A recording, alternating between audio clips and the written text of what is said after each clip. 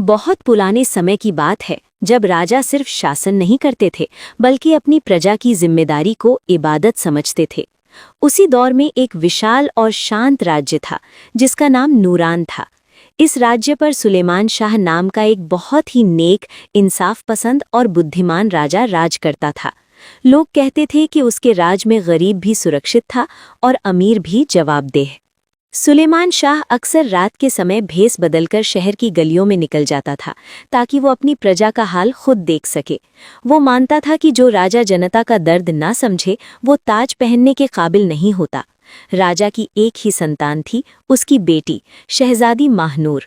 वो जितनी सुंदर थी उतनी ही समझदार और सुलझी हुई भी थी। उसे महल की शानो शौकत से ज्यादा किताबों, बुजुर्गों की बातों और आम लोगों की जिंदगी में दिलचस्पी थी। राजा अक्सर सोचा करता था कि उसके बाद ये राज्य किसके हाथों में जाएगा।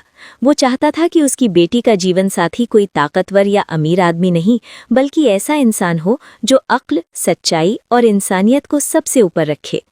एक रात राजा ने सपना देखा कि उसका ताज एक ऐसे इंसान के सिर पर है जिसके हाथ में आईना है और उस आईने में सच साफ दिखाई दे रहा है।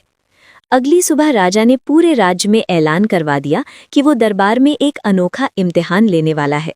जो व्यक्ति उसके सवालों के सही जवाब देगा वही शहजादी से शादी करेगा और उसे आधी बादशाही सौंपी जाएगी।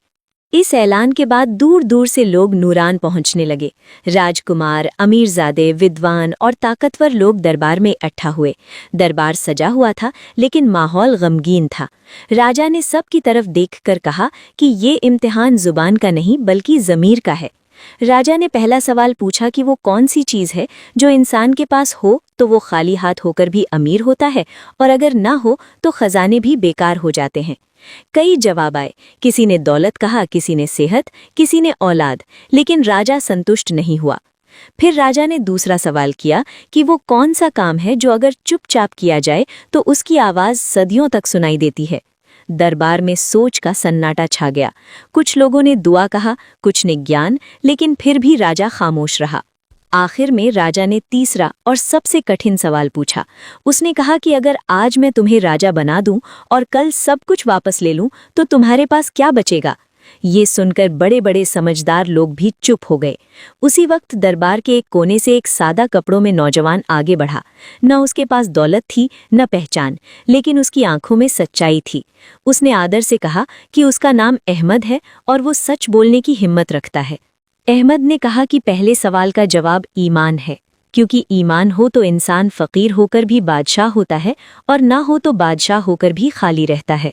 उसने कहा कि दूसरे सवाल का जवाब नेकी है, क्योंकि चुपचाप की गई भलाई वक्त के साथ सबसे ऊंची आवाज़ बन जाती है।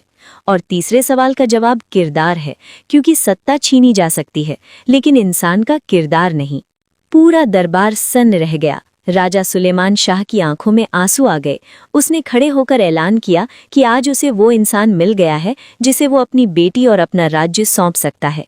उसी दिन अहमद की शादी शहजादी माहनूर से तय हुई और उसे आधी बादशाही दे दी गई। अहमद ने कभी खुद को मालिक नहीं समझा, वो खुद को खिदमतगार कहता था। उसके राज में इंसाफ तेज हो गया और जुल्म कमजोर पड़ गया। और लोग आज भी उस दौर को इसलिए याद करते हैं क्योंकि वहाँ ताज का फैसला ताकत से नहीं, सच्चाई से हुआ था।